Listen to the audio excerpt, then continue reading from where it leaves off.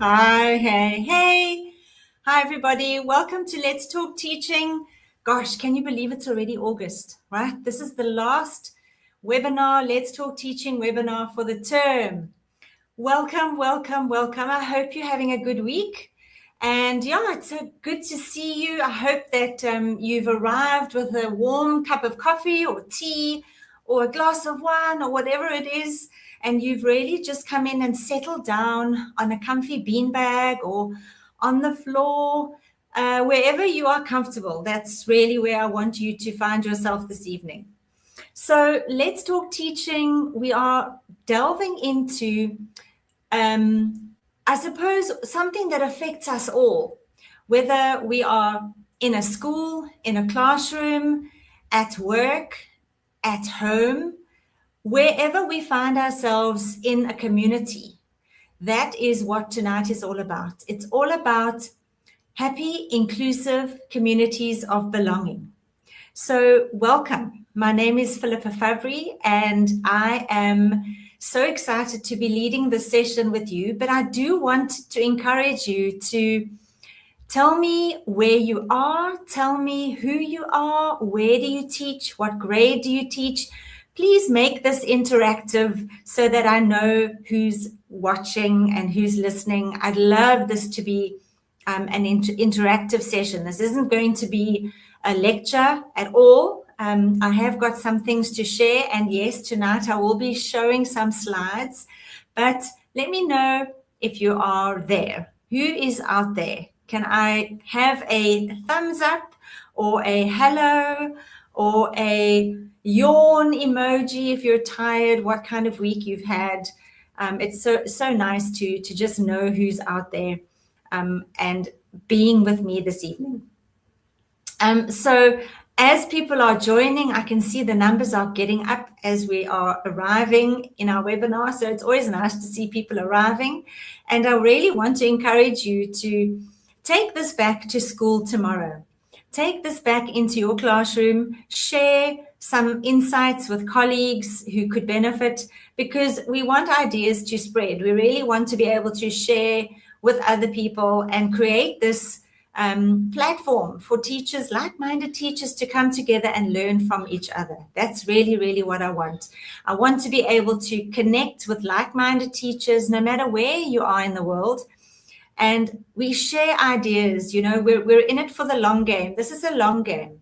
I know that there are some really tough conditions out there. Teachers are struggling. There's a lot going on. But at the end of the day, we're here for the learners. Tonight, we're all about learner-centered education. And the reason why we came into teaching and why we became educators in the first place was because we wanted to make a difference in the lives of young people.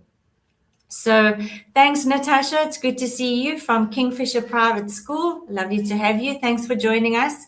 Let's see who else is out there as I start sort of taking little bits and pieces from your registration forms. When you registered for this webinar, I asked you specifically, what do you want to learn from this webinar? What was it that made you sign up, right? So there were 4 main themes that came through. And the one thing that came very strongly was the whole issue about connecting safety, belonging, and community to learning, right? Because the classroom is where it all happens. Your classroom is your space that you've created for yourself. And you want to be able to enjoy being in your classroom, manage the classroom and all the things that go along with behavior management, learner management, content management, discipline. You want to be able to manage all that and still be able to teach. So the first, I suppose, theme is connecting safety, belonging, and learning. That was the first thing, that you wanted to know more about how to create that space. Then the second theme that came through very strongly is you wanted specific strategies to deal with an ADHD learner or an autistic learner, or when a child is in sensory overload. How do you cope with that and still be able to continue teaching and doing what it is that you do. So that was the second theme. The third theme, which is a little bit tied into that second theme, was to be able to accommodate and support neurodivergent learners and when to refer for further assessment and support. So we will talk about that. And then the final theme was balancing classroom management with being able to get on with my teaching content. How do I be able to manage the learners and still teach? All right.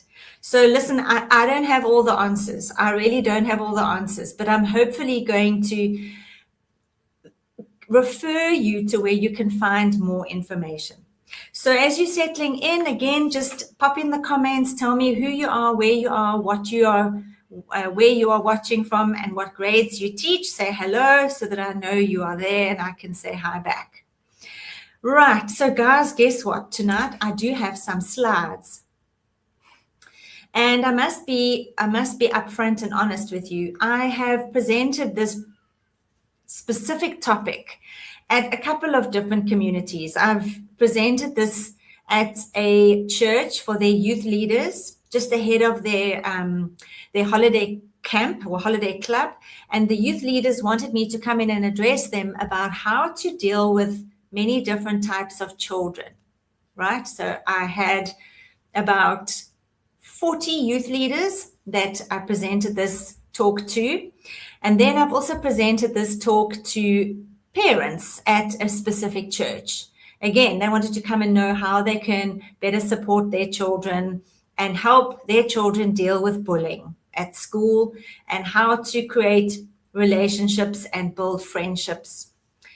And then I've also presented this recently at a conference. We just had a conference this past weekend in Port Elizabeth at a pediatric multidisciplinary conference.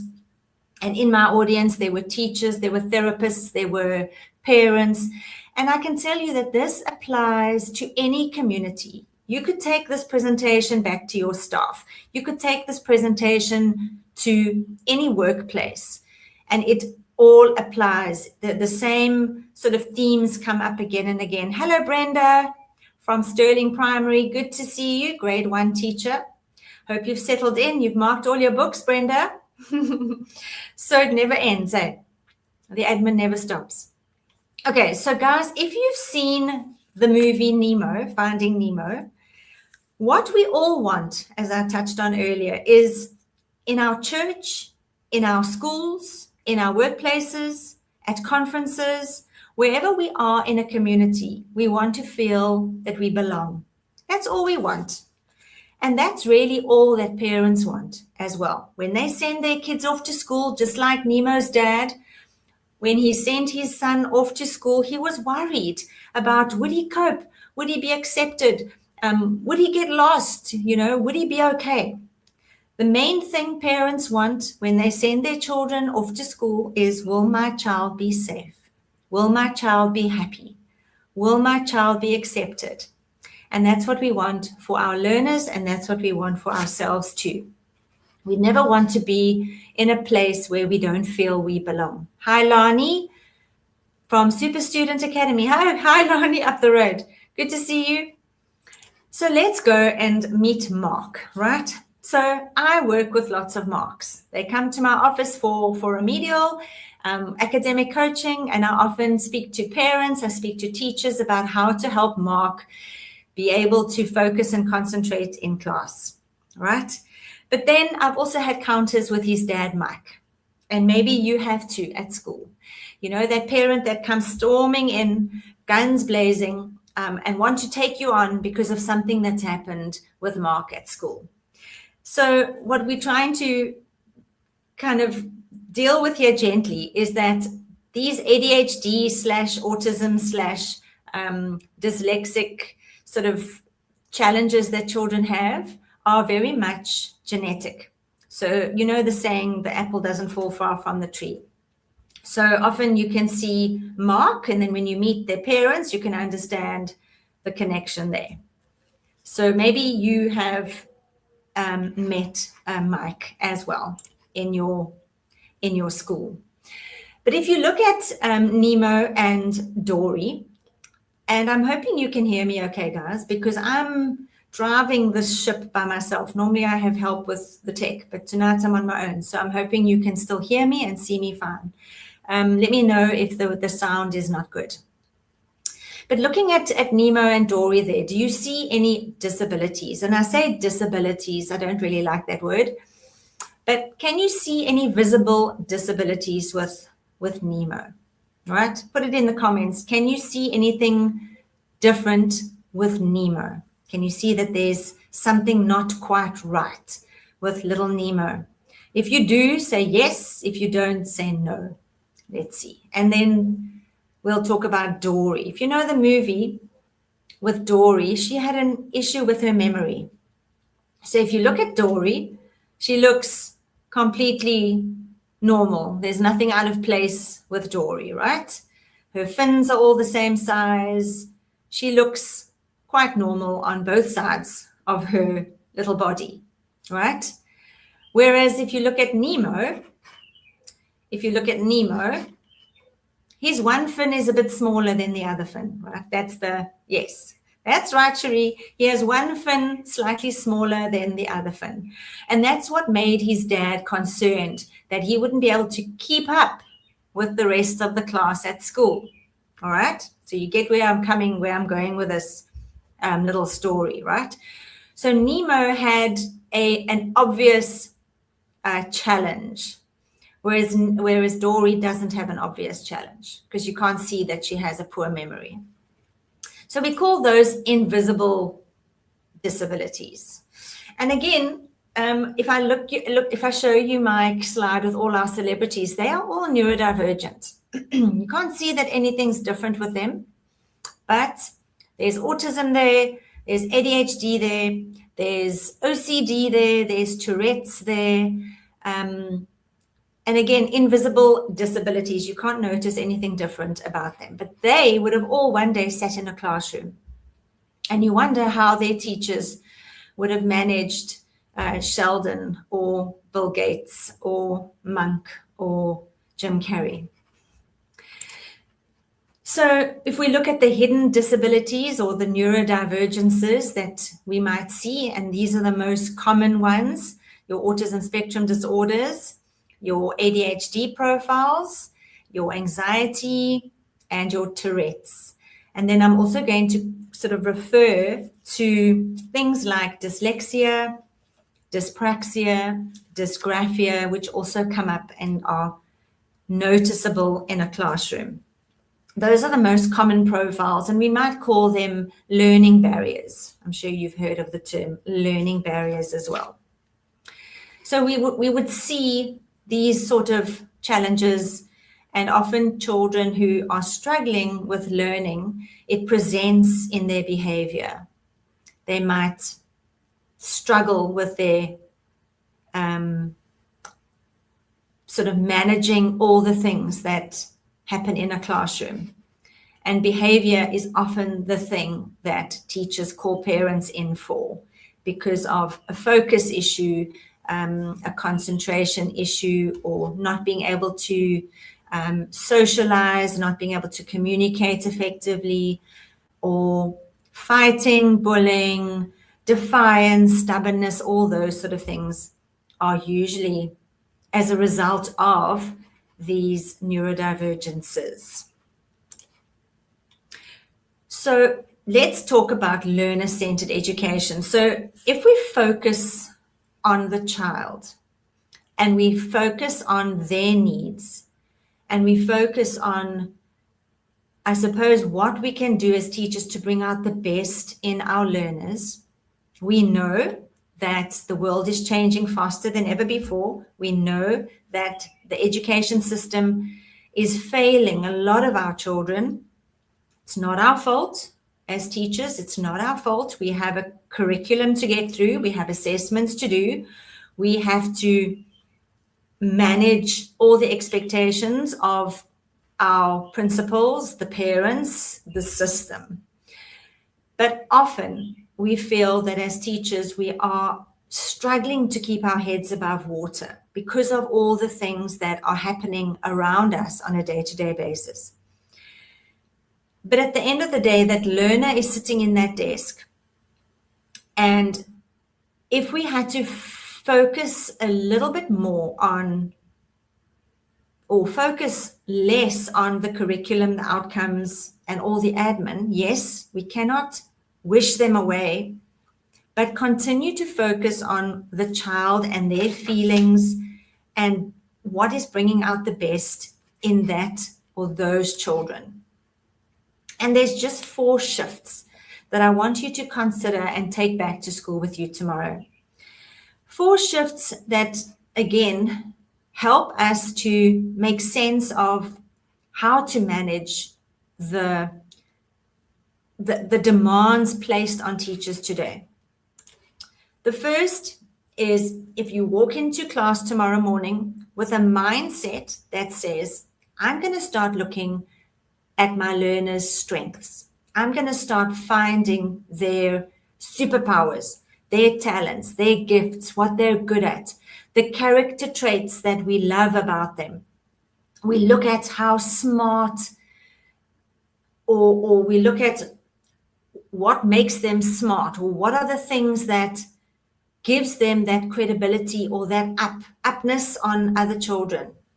How are they smart? What are the things that they can do better than others? And it could be anything. It could be something to do with their sport, their the way they learn. It could be their problem solving. It could be their incredible creativity. It could be anything else that almost, if you notice their books and you notice things that they can do well, and we start with that, sort of go into class looking for strengths, because often we gravitate towards what the child is struggling with. And that's usually why parents are called in, because we need to talk about what the child isn't able to do yet, or can't keep up with their peers yet. But I want you to try and look at the positives for that, for those children. And I'm talking about all the children in your class. What are their strengths? What are they good at? We as adults naturally gravitate towards things that we're good at. People with similar interests. We wouldn't have chosen teaching if we were not good at speaking in front of others, dealing with people, if we don't have any patience, if we are people that struggle with admin tasks and organization skills and things like that. Teaching obviously has a certain skill set, and we would be doing teaching because perhaps we match with that skill set. So notice your gifts and talents and talk about them in class. Talk about what you're good at. Talk about where your strengths lie, and ask the children to tell you what their strengths are, and make that a part of a life orientation lesson. Or, you know, when you're on break duty and the children are sitting around you eating their lunch, start talking about what are you good at? You know, what interests you? Where's your smartness? You know, it doesn't have to necessarily be academic, but let's look for other ways where we can shine. And then your interests. Again, looking at project-based learning and looking at projects that solve problems. I love the saying that, you know, don't ask a child what he wants to be when he grows up, but ask, what problems do you want to solve? Where do you want to add value? What are the things that you are interested in? Is it bridges? Is it trains? Is it dinosaurs? What is it? Because those are the kind of things that we want to nurture with our children and start plugging into those gifts and talents that are naturally there. They would naturally want to read books about topics and things that they're interested in. So try and find out what those are. And when you know what a child's specific interest or talent is, or what is that focus that they are almost obsessed about, bring that in to a lesson or a question or something that will pique their interest, because you know that they have that kind of talent or gift or interest. So I think projects at school should be real life things that we as a society need to solve. A project is a project if it can be solving something that's relevant in our world. Let's find what those things are. Of course, we have a curriculum to get through. Of course, there are suggestions on what projects the children need to do. But if you can try and relate that to their everyday life, you will have more invested learners because it's something that they can relate to, something that's relevant to their world. So interests is the second one. The third one, obviously, if there are things that children struggle with, and we've spoken about dyslexia, dysgraphia, dyscalculia, then accommodations will make the world of difference. What does this child need in order to be able to prove competence?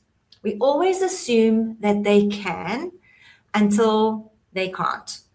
And then they can't because, and how can we overcome, or how can we limit, or how can we get around the challenge or the barrier that they have? How can we allow them to let us know what they know without their learning barrier being the gatekeeper between their knowledge and how they show their knowledge? So it's accommodations, and what can schools do to be able to offer those true accommodations? And the obvious ones we know is extra time, we know about scribes, we know about readers, we know about scanning pens, we know about separate venues. Yes, those are lovely things for exam time. But what about throughout the year? What about bringing in some accommodations, extra time? And I'm not talking about keeping a child in as a punishment, but giving the child the opportunity to spend an extra 10 minutes to finish work before he goes out to break, not as a punishment, but because sometimes when you disrupt a child because time is up, that can upset the whole apple cart for the rest of the day. So again, it's just knowing the learners and knowing how can we accommodate that child. Yes, you have a class of 30 plus children, but let's see if we take into account the learners' strengths, interests, and what are the things that limits their progress, and how can we support them as teachers? What do schools need? And sometimes you just need to brainstorm. Do we need to bring in some parents to help? Do we need to ask grannies who are sitting at home to come in and help during exam time or during class time? I don't know. There are all kinds of things that you can try. But it's really just to find the way, find the solution to the problem. And if you can't find it, give me a shout and I'll help you find it. And then the last thing, which is really something that we want to set up our children for life, is to give them a sense of advocacy. What do you need? How can I help you? What do you need in order to be able to do the work? Is it extra time? Do you need me to help you write? Do you need, lined paper? Or do you need your worksheet to be the font enlarged? Or whatever it is. What is it about school that makes things difficult or challenging for you? It's just a conversation to have. How can we help make things better? Have the conversation, empower them to ask for help if they need it. And once they can do that in school, we are setting them up to be able to do that in university, in the workplace, in other communities where they may find themselves. But just teaching them to be able to ask for what they need. I think that is an important skill that children need to learn from you as the teachers. Then, I don't want to spend too much time talking about autism because I think that's a webinar all on its own. But I think a lot of the challenges that come into class is when a child with autism is struggling with the busyness of a classroom, or, the time constraints, or the social interaction, being able to work in a team. These are all the things that often teachers struggle to get the best out of a child with autism because they struggle with most of the things that are required if they are really, really battling, especially on a day when, everything just seems too much and overwhelming. We also want to sort of notice the autism in girls, which often girls are very good at masking and pretending that everything is fine, but then mental health takes its toll, and often parents struggle with meltdowns and that after school because they've had to hold it in all day, and then when they get into the car or they get home, the wheels fall off. So just to be aware of, the signs of autism in girls, which often look a bit different, especially your teenage girls as well. So the signs and symptoms of autism and struggling with the sensory processing and sensory integration, we get this overload where we get those meltdowns, and they can happen very, very quickly. But I think it's about trying to notice, if you know your learners, notice when they're starting to go from green to orange to red, and to try and mitigate before it becomes a volcano erupting. So just to notice when it's starting and see what you can do to either remove the child, send them on a message, or send them to the bathroom for a drink of water or something, just so that it doesn't escalate into a pot that's boiling over. I think you know what I mean. The ADHD, so remember Mark and his dad, Mike.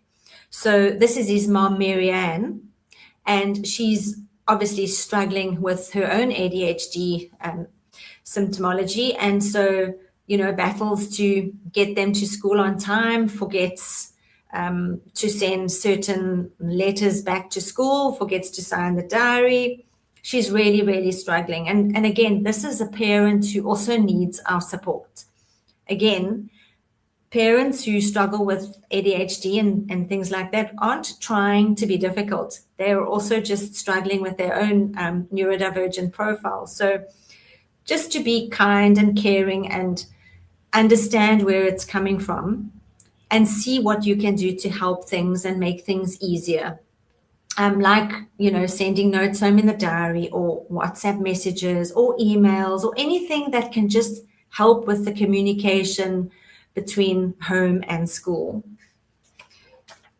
I think parents do really appreciate the teachers that do try and go the extra mile.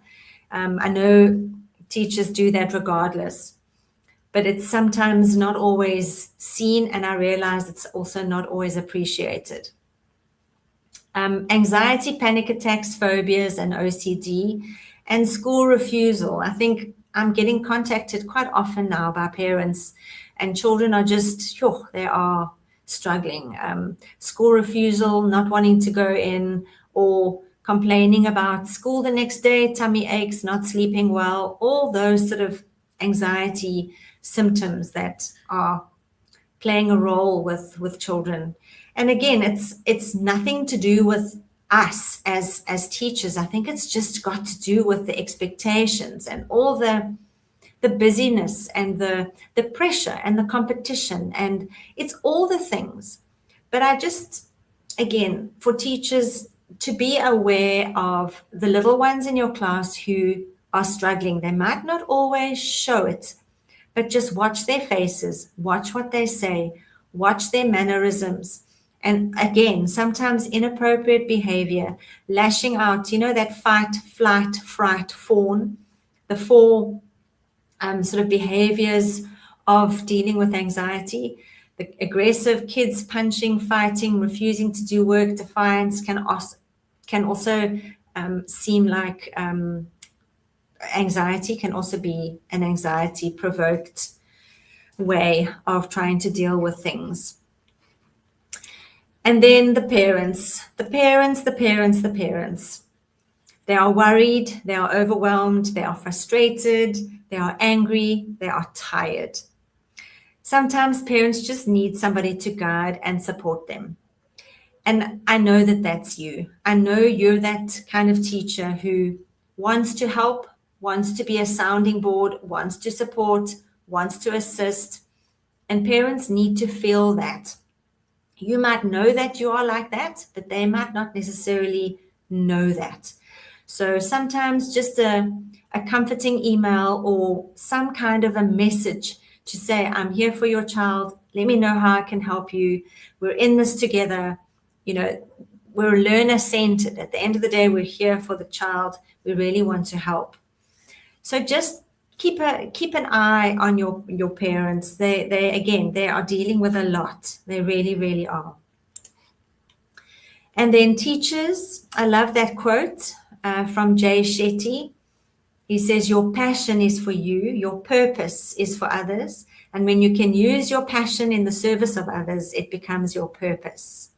And again, nobody becomes a teacher for the salary. We're in it for the long game. We're in it because we love children. We want to teach. We love teaching. It lights us up. You know, when you're in the zone and you forget about time, that's when you're loving. That's when you know you're doing what you're doing, because the day passes quickly.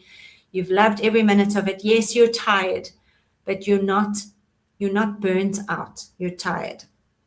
So we are seeing some very overworked teachers, some very unappreciated teachers who are undermined by parents sometimes, who are drowning in paperwork.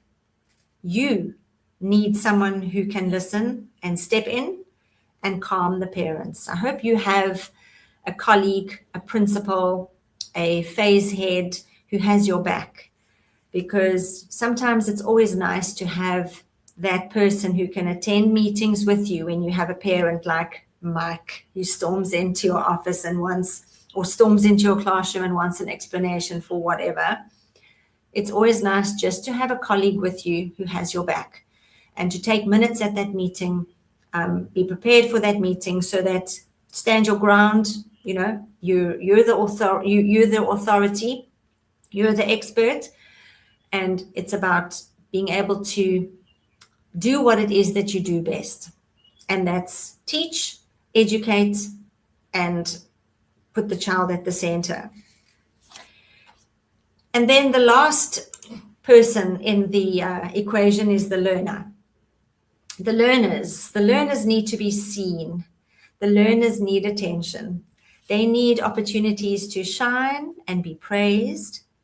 They need relevant incentives, and they need an adult who believes in their potential.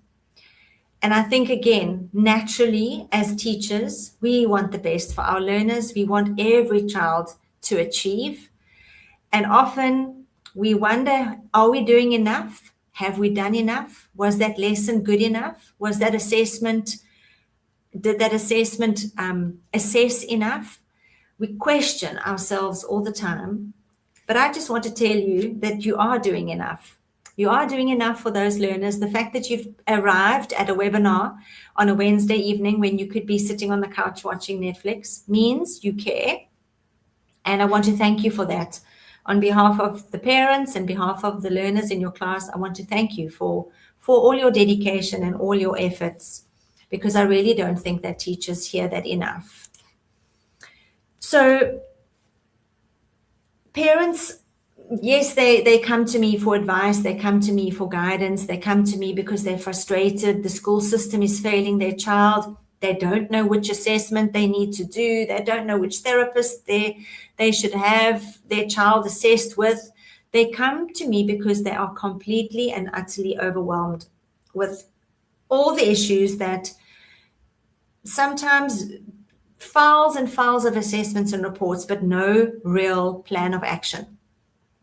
And so it's about trying to create this roadmap for them that starts with their child and what the diagnosis is, if there is one, or finding the right person to give them the diagnosis. And then when you have that, making some kind of a support to succeed roadmap so that they can continue through school with those accommodations, with those assessments that they've had, and everybody works on the same goals, so to speak. And I think that sort of support to succeed plan is very helpful for parents, because it gives them a summary of their child's learning profile, interests, talents, gifts, challenges, what accommodations they need, how to bring out the best in that child. What other activities could they be doing outside of school to again develop the whole child, not just the academic, but the whole child, all the things, and trying to, I suppose, give parents a way forward that they can follow through with, and not feel that there's no real plan. We're kind of just winging it here. We don't really know whether we're coming or going. So it's helping parents with a course. That is my real passion, is parents come and see me because they don't know what to do. We sit together, we come up with a program and a plan, and then I guide them through that. And hopefully it gets implemented and carried over into the classroom. And obviously teachers are a big piece of that puzzle. You're a big part of that plan, because I also want to know what you are seeing in the classroom. I might hear the parent side of things, but I also want to hear from the teacher. What are you seeing? What support do you need? Because you're an important role player here as well. So it's about collaborating with therapists that are involved, if there are, the OTs, the physios, the speechies, the audiologists. Often a child is, visiting different therapists during the course of the week. And it's making sure that the therapists are collaborating with the occupational therapists, the extra lessons person, the tutors, the medical practitioners. Everybody needs to be almost the child in the center, and everybody making a circle around that child with the roadmap in the middle that everybody's eyes are on, and everybody's working towards those same objectives. Not necessarily all academic. It could also be independent skills. It could also be self-advocacy skills. It could be social, emotional, whatever is relevant. But just making sure that everybody knows what role they play with the child at the center. And let's remember, teachers, why we became teachers in the first place. And I think you have this passion and purpose where they join in the middle. You are your school's secret sauce, right? Every school has a secret sauce that makes one school different from the next. And you are that secret sauce at your school. I hope you know that. Something very special.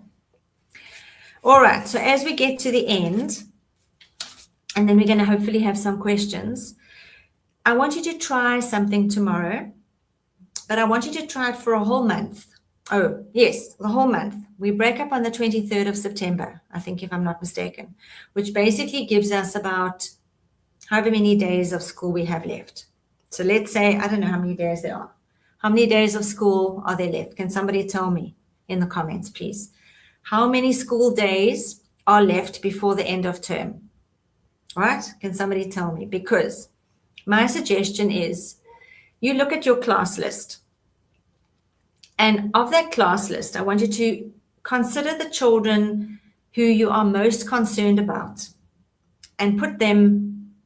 So the child that you are the most concerned about should be number one, because possibly academically they're struggling, emotionally they're struggling, socially they're struggling.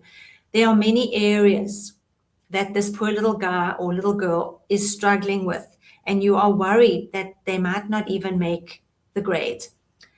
I want you to rank your class in order from 1, most support needed, or most concerned, you are most concerned, down to the learner that you are the least concerned about, because they are literally flying. Academically, emotionally, socially, they are flying, right? So you're going to rank your class from number 1, the child that you literally are lying in bed at night worrying about, because I know I used to, down to the learner that you are the least worried about. So you put them on a ladder. And then you're going to take the number of days left for this term, and you're going to focus on a learner a day. 1 learner a day. And that means during that day, let's say it's mark day. On Mark Day, you're going to focus on Mark. You're going to make sure that you address Mark, you praise Mark, you check his work, you give him things to do for you. You're going to focus all your efforts on Mark for that one day. And make notes. Make notes. How did he respond? Was he able to do what you asked? What was his demeanor like? Were you able to praise him for something? Just make a note. And then the next day, you're going to focus on another learner. And you're going to try the same thing with that learner. Every day, a different child for the rest of the term. And then if it's, let's say there's 20 days. I don't know if there's 20 days left. Probably not. Let's say there's 15 days, 15 school days for the rest of the term. That's 15 kids that you're going to select to focus on. And just make notes of their, could you find something good to encourage them with? Look at their books, give them a little bit of extra attention. Because I think as teachers, we do struggle to get to know our learners. If we've got big classes, 30 kids in a class, 30, here's this. We have 30 children in a class. That's 30 neurodiverse brains, right? And of those 30 neurodiverse brains, you may have about 6 that are neurodivergent. Sure, that's a tongue twister, right? So I'm going to say that again. In a class of 30, you have 30 neurodiverse brains. Of those 30, you may have 6 who are neurodivergent. That means you may have 1 with autism. You may have 2 with ADHD, or you may have 2 with dyslexia, or you may have 2 with dysgraphia or dyscalculia. 20. Thanks, Lani. Yes. So 20 children is what I'm saying. Otherwise, if 20 is too many, you don't have that many children in your class, then divide it up. And you may be able to dedicate a day to more than one. You may be able to dedicate a child more than once, right? So you're just going to divide it up and see how you are able to then have a specific day for that specific learner to get to know them a little bit better. That's just something to try. Then, resources I want to encourage you to go to, right? Resources. Understood.org. Have you heard of understood.org? If you go into, don't do it now, but if you go to understood.org, it's a fantastic website for neurodivergent conditions like ADHD, autism, dyslexia, and it gives you fantastic tips and strategies on how to help these children. So understood.org, all right, understood.org, go and have a look there. And then attitudemag.com.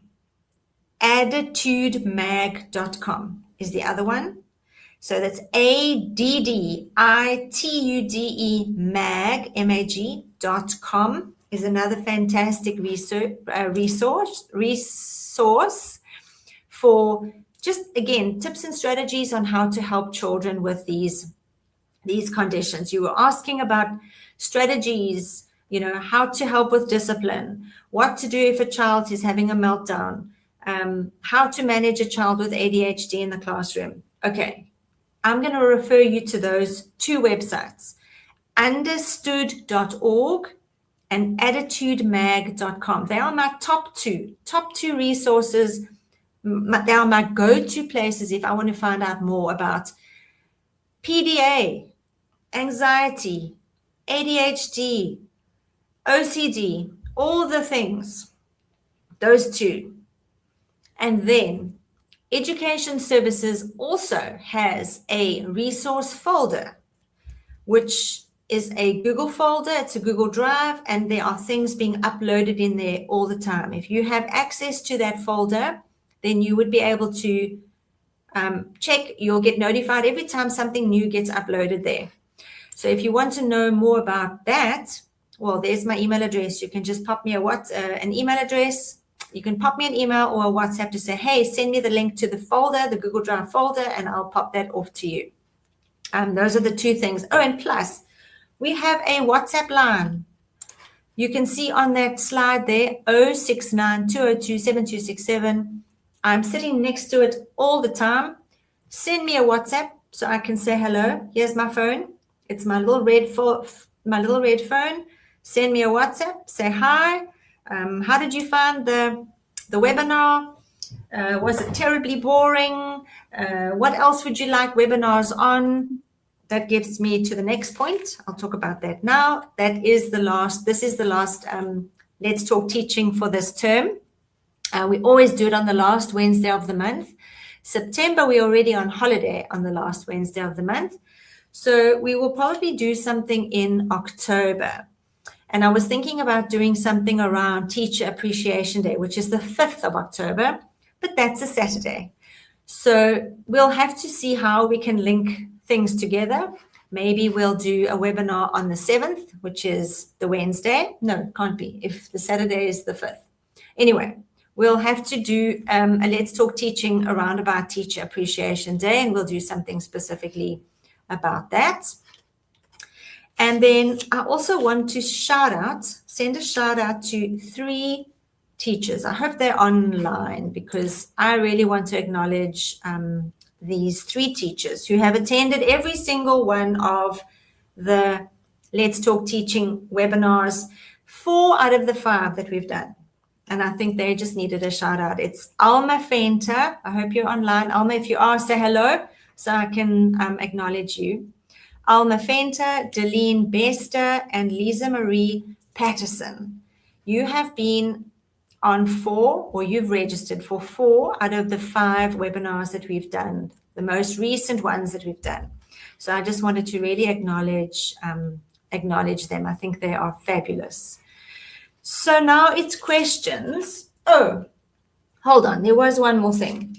I kind of breezed through one of my little crib notes here because you were asking about when should I refer a child for, and I'm just going to get rid of the slide here. Sorry.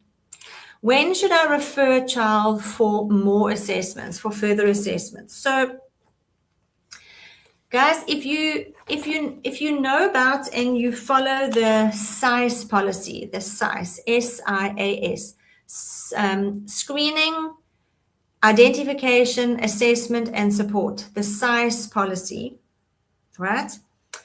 There is obviously a screening process.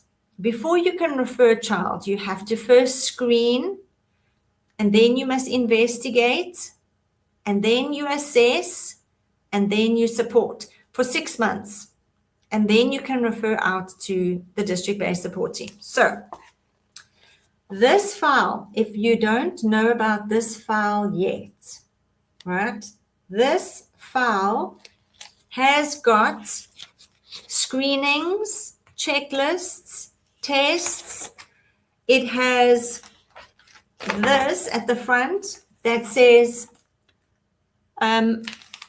looking for scholastic difficulties and when to refer to the remedial department. So if you have a school that has a support unit or a learner support team, this you can fill in before you bring a child to their attention, because it gives you a good indication of the areas that a child might be struggling in.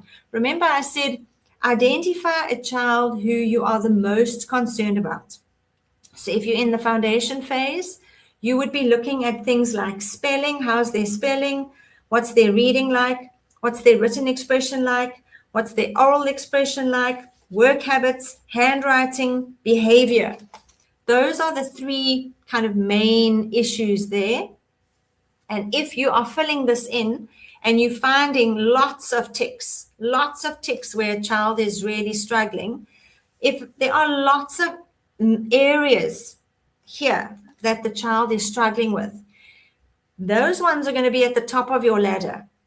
Remember, I said you rank the children on a ladder from 1, the child you're most concerned about that probably needs more focus and attention from you, down to the last little ones who are doing fine, flying academically, they are not needing any support.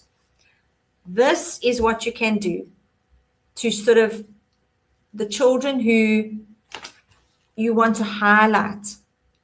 When you've done that, then you can start with the checklists where you can then screen for ADHD. And remember, it's just a screening, right? We can't diagnose as teachers, we can't diagnose, but we can certainly investigate and then refer.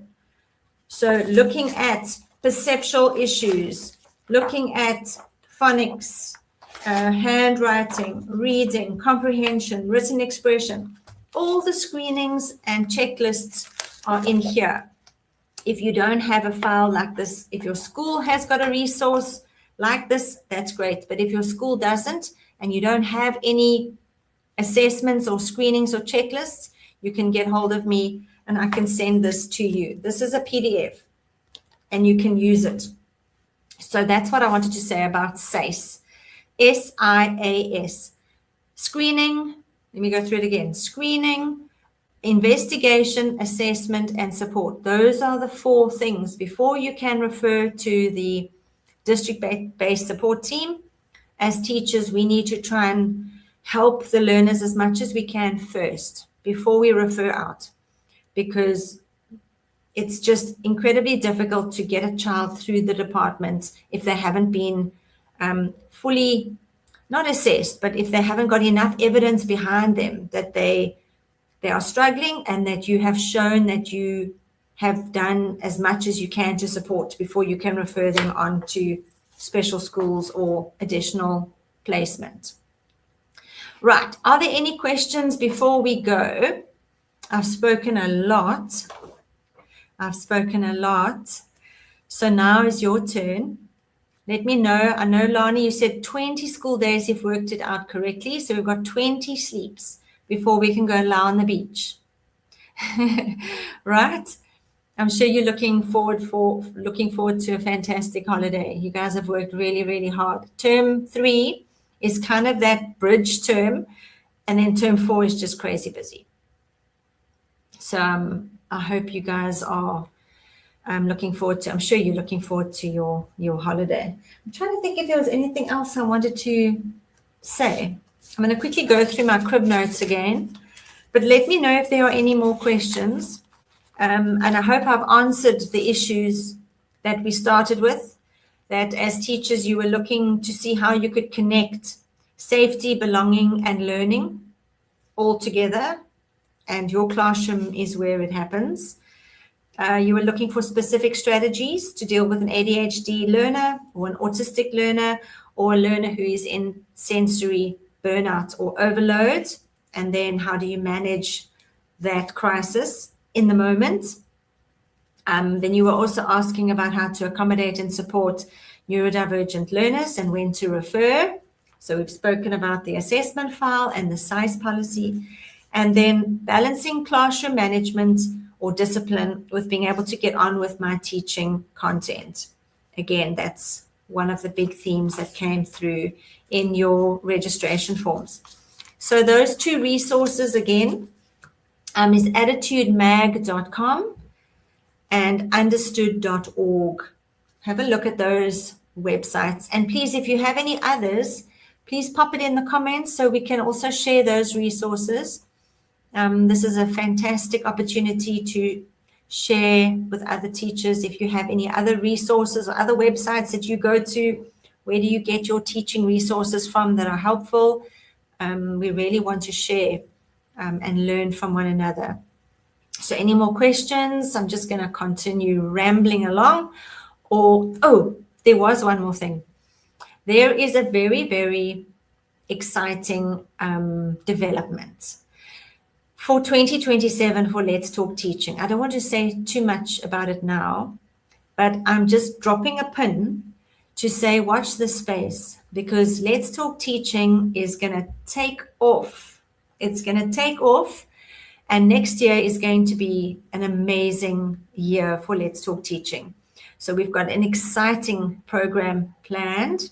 Again, it's in the working out phase, the planning phase. So I'm being very cautious about not saying too much, but we are planning an incredible mastermind for Let's Talk Teaching. So I'm hoping that specifically the teachers that attend these webinars regularly, I suppose we're going to be really, really attracting you, because you want CPD points, you want professional development training, you want to develop yourselves professionally, and you also want to be able to add those things to your CV or to your portfolio. So we are looking to try and make that as easy as possible so that you can learn from one another, you can share, and you can receive those points and those attendance certificates if you are doing things. And we're going to be providing you with additional opportunities to do professional development. So yeah, watch this space for 2027. Very, very excited about where Let's Talk Teaching is going. So that's all from me. I think we're going to end it there. There don't seem to be any questions or anything that's worrying you. So I want to just say from me, Philippa Fabry, thank you so much for signing up for this. I really hope you found it useful. I want to hear from you if you haven't found it useful, and maybe we can look at what is going to be the next topic for next month, which will be around Teacher Appreciation Day. And I just want to say to you, thank you. Thank you so much for all you're doing for your learners, for the amazing teachers that you are. Remember, you are your school's secret sauce. So you need to be caring for yourself. You need to be looking after yourself so that you can shine and be the amazing teacher that you were born to be. Make sure you are using your passion for your purpose. So yeah, thank you so much for everything. Hi, Jacinta. Good to see you. We have Wi-Fi issues. Oh, shame. Well, my Wi-Fi has been fantastic. Thank you so much. My son managed to plug me in. My amazing IT son, who's my go-to person when my Wi-Fi goes down. I just give him a WhatsApp, come and help me. And he plugged me in, checked my Wi-Fi, and I'm good to go. So that's been amazing. Thank you so much, Lani. Have a lovely evening to you as well. And everybody, have a great evening. Go and watch your Netflix on the couch now. We're done. Thanks so much again. We'll see you next time. Bye now. Bye.